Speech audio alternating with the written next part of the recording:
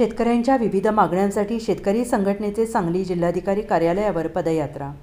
शेतीमालाला किमान हमीभाव मिळावा यासाठी शेतकऱ्यांच्या विविध मागण्यांचे ठराव दिल्लीतल्या शेतकरी परिषदेत करण्यात आले आहेत। या मागण्यांचे निवेदन राष्ट्रपतींना देण्यासाठी शेतकरी संघटनेच्या वतीने देशभर जिल्हाधिकारी कार्यालयावर पदयात्रा काढून निवेदन देण्यात येत आहे। सांगलीमध्येही शेतकरी संघटनेचे अध्यक्ष रघुनाथदादा पाटील यांच्या नेतृत्वाखालील पदयात्रा काढण्यात आली।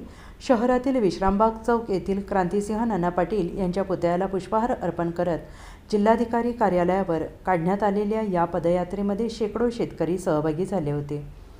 देशामधील शेतकऱ्यांच्या शेतीमालाला किमान हमीभाव जाहीर करण्यात यावा, त्याचबरोबर 2 साखर कारखान्यातील अंतराची अट रद्द करण्यात यावी यासह शेतकऱ्यांच्या विविध मागण्यांचे निवेदन यावेळी जिल्हाधिकाऱ्यांकडे सुपूर्द करण्यात आले आहे। मोर्चा हा भारतीय जवान किसान पार्टीचा मोर्चा आहे आणि याच्यामध्ये उद्याच्या लोकसभेच्या निवडणुका आम्ही भारतीय जवान किसान पार्टी लढवणार आहोत। याच्यासाठी सांगली लोकसभा मतदारसंघामध्ये पांडुरंग भोसले यांचं नाव आम्ही निश्चित केलेलं आहे। हातकणंगलेमध्ये माझं नाव निश्चित केलेलं आहे। आजच्या मोर्चामध्ये ज्या मागण्या आहेत ते थोडं तुम्हाला विसंगत वाटले असतील की अफू गांजाच्या लागवडीबद्दल तर भारत सरकार हे गुजरात, राजस्थान, मध्य प्रदेश या दिल्ली भोवतीची जी राज्य आहेत तिथल्या सगळ्या शेतकऱ्यांना अफूचे परवाने दिले जात आहेत आणि हे परवाने मग महाराष्ट्रात का नाही?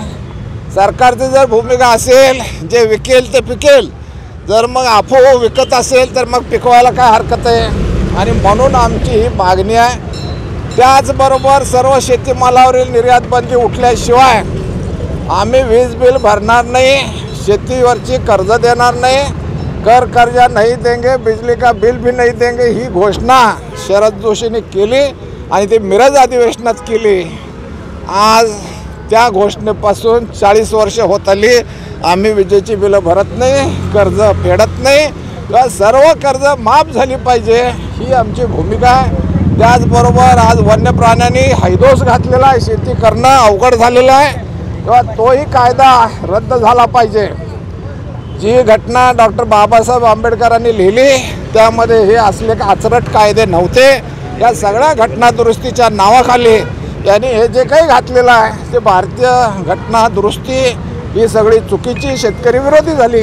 मूळ भारतीय घटना जी आहे डॉक्टर बाबासाहेब आंबेडकरांच्या घटनेची पुनर्स्थापना झाली पाहिजे ही अशी आमची मागणी आहे आणि त्यासाठी हा मोर्चा आहे। आज काय केलं? कुठलं मोर्चा काढला? आज मोर्चा क्रांतिसिंह नाना पाटलांना आदरांजली वाहिली, त्यांना नमस्कार केला, त्यांचे आशीर्वाद घेतले आणि तिथून पायी मोर्चाने आज कलेक्टर ऑफिसवर आलेलो आहोत।